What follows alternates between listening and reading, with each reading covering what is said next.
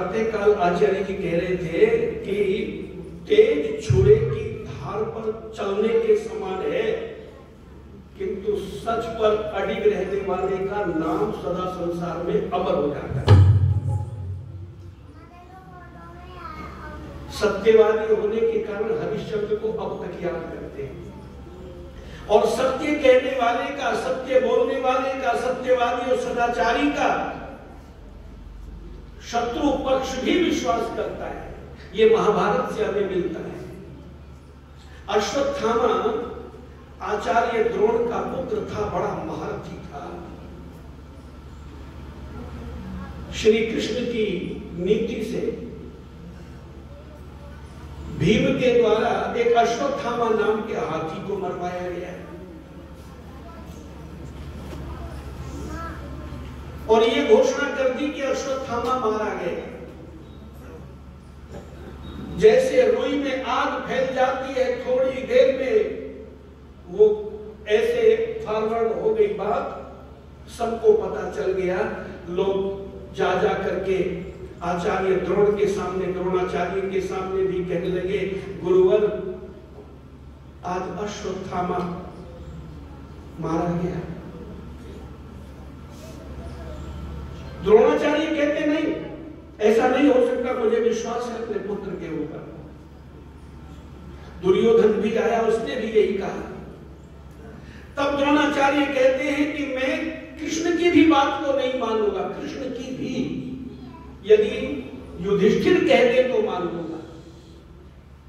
श्री कृष्ण युधिष्ठिर के पास में गए और जाकर के कहा, युधिष्ठिर आचार्य द्रोण नहीं मान रहे हैं कि अश्वत्थामा मारा गया, तुम कह दो अश्वत्थामा मारा गया। धर्मराज युधिष्ठिर कहते, मैं क्यों कह दूं अश्वत्थामा मारा गया, हाथी को मारा है तुमने, अश्वत्थामा कब मरा है? बोले नाम तो उसका भी अश्वत्थामा था। बोले नाम तो था, पर वो अश्वत्थामा महारथी तो नहीं था। कृष्ण जी कहते हैं, युधिष्ठिर कह दो, द्रोणाचार्य और किसी के कहने को नहीं मान रहे, वो तो आपका ही कहना मानेंगे। बोले तो मुझसे झूठ बुलवाते हो? मैं झूठ नहीं बोलूंगा। क्यों? क्योंकि यदि मैं भी झूठ बोल दूंगा तो दुर्योधन में और मुझ में क्या फर्क रह जाएगा। अरे शत्रु पक्ष भी जिस कारण से मेरी बात मानने को तैयार है, मैं कभी असत्य से समझौता नहीं करूंगा। ऋषिवर देव दयानंद ने भी कभी असत्य से समझौता नहीं किया। मैडम ब्लेवेट्स्की और कर्नल स्कॉट थियोसॉफिकल सोसाइटी के संस्थापक थे। महर्षि स्वामी दयानंद सरस्वती के वेद प्रचार का डंका बज रहा था, लाखों की संख्या में लोग उनके अनुयायी बन रहे थे। थियोसॉफिकल सोसाइटी का उतना प्रभाव नहीं था। तो मैडम ब्लेवेट्स्की और कर्नल स्कॉट दोनों रुड़की में पहुंचे। पता चला स्वामी जी का प्रवचन रुड़की में हो रहा है, बीटीगंज में। जब वहां पर पहुंचे तब स्वामी जी वहां से मेरठ आ चुके थे। मेरठ सूरज कुंड पर उनका प्रवचन चल रहा था। दोनों सूरज कुंड पर पहुंचे और वहां पर स्वामी जी से भेंट की। दोनों ने कहा, स्वामी जी यदि आप आर्य समाज के इन नियमों में जो तीसरा नियम है थोड़ा सा परिवर्तन कर लो तो थियोसॉफिकल सोसाइटी का विलय आर्य समाज में कर देंगे। स्वामी जी बोले, कहां संशोधन की आवश्यकता है बताइए। तो उन्होंने कहा कि आपने लिखा है कि वेद सब सत्य विद्याओं का पुस्तक है, इसमें से सत्य शब्द हटा दो, बस इतना करना है। महर्षि दयानंद सरस्वती कहते हैं कि सत्य को नहीं हटाया जा सकता, सत्य मेरे जीवन का आधार है, सत्य को नहीं हटा सकते। तो बोले एक शब्द और बढ़ा दो।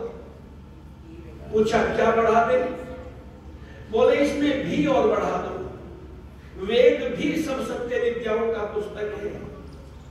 स्वामी दयानंद सरस्वती कहते हैं कि जैसे नागनाथ वैसे ही सांपनाथ। नाग को चाहे ऐसे पकड़ो या घुमा करके पकड़ लो, पकड़ी नाग ही जानी है। इससे यह सिद्ध होगा कि वेद भी सब सत्य विद्याओं का पुस्तक है और अन्य ग्रंथ जो तुम्हारे मजहबों के मतों के हैं वो भी सब धर्म ग्रंथ है, वो भी सत्य है, उनमें भी सब सत्य विद्याएं हैं। हाँ, यदि तुम इसमें बढ़ाना चाहते हो तो एक शब्द बढ़ सकता है। बोले क्या बढ़ सकता है?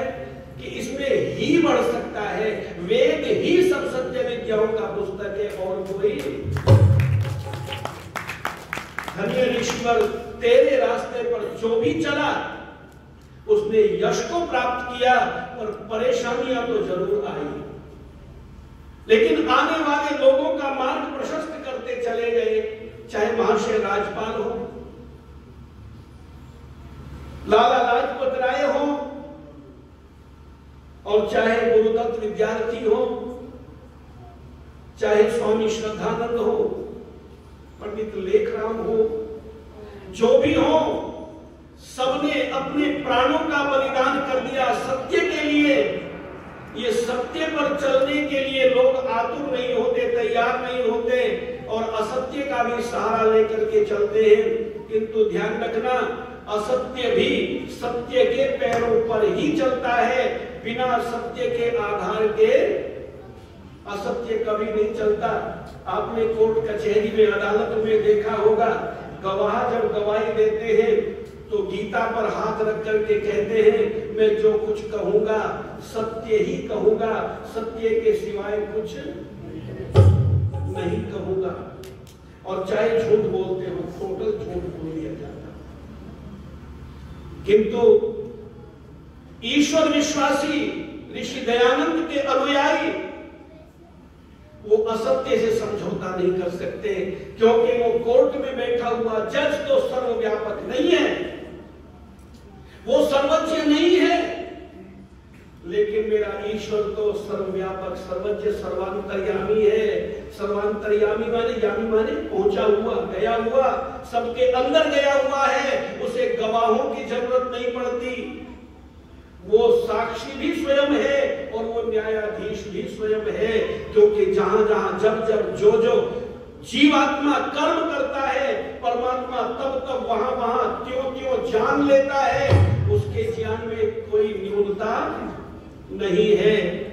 इसीलिए ऋषि दयानंद जब सत्य का प्रचार करते करते काशी में पहुंचे, तो ये एक गीत संभवतः हो सकता है अभी मेरे समय में।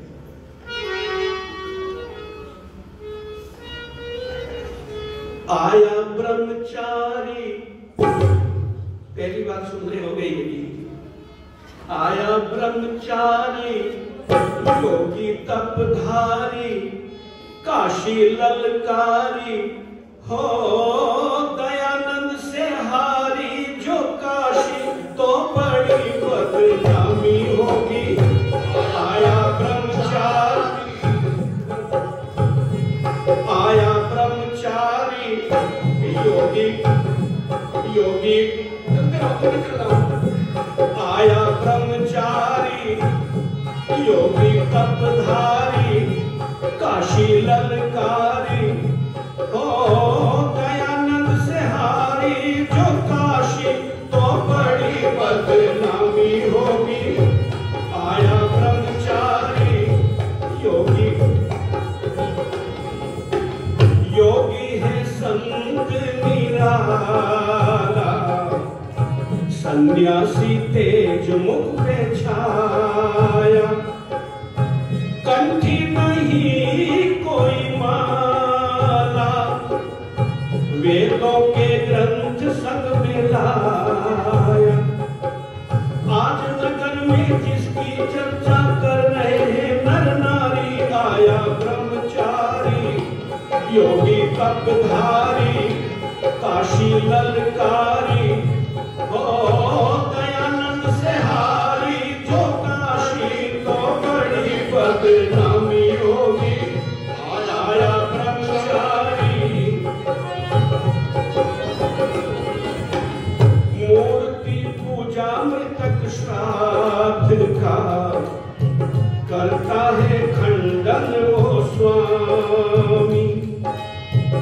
हामी है एक ईश्वरवाद का, वेदों के पथ का है हामी, कल्पित ग्रंथ पुराणों का कर रहा विरोध है भारी, आया ब्रह्मचारी काशी ललकारी, वो योगी तपधारी, यदि दयानंद से हारी ये काशी तो बड़ी बदनामी होगी, आया ब्रह्मचारी। और षड्यंत्र रचे ऋषि के खिलाफ लोगों ने वहां पर, जितने भी यहाँ पंडित ज्ञानी उसकी दलीलों से डर बैठे, जितने भी यहाँ पंडित ज्ञानी उसकी दलीलों से डर बैठे। काशी नरेश को हैरानी, कैसे सर को नीचा कर बैठे, चिंताग्रस्त घरों में बैठे पंडे और पुजारी, आया ब्रह्मचारी योगी तपधारी काशी ललकारी, ओ दयानंद से हारी जो काशी तो बड़ी बदनामी होगी, आया ब्रह्मचारी। कहते हैं बिरजानंद का चेला, मथुरा में कोई ब्रह्मज्ञानी, कहते हैं बिरजानंद का चेला, मथुरा में कोई ब्रह्मज्ञानी,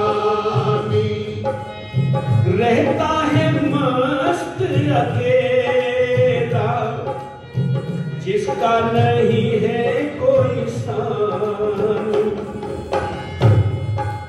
प्रबल युक्तियां कर्मठ उत्तर देने में परेशानी, आया ब्रह्मचारी योगी तपधारी काशी ललकारी, ओ दयानंद से हारी जो काशी तो बड़ी बदनामी होगी, आया ब्रह्मचारी योगी तपधारी।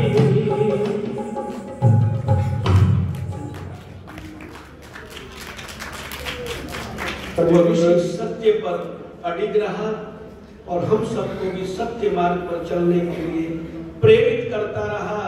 उसने भूख प्यास को सहन किया, लोगों के द्वारा दिए हुए अनेक त्रासदियों को सहन किया, 3 दिन तक भूखा रह करके वो यात्रा करता रहा। किसके लिए? हमारे लिए। आज उसी महापुरुष का जन्म दिवस है। उस महापुरुष के जन्म दिवस पर हम कम से कम एक व्रत ले लें। मेरे साथ रहे सदा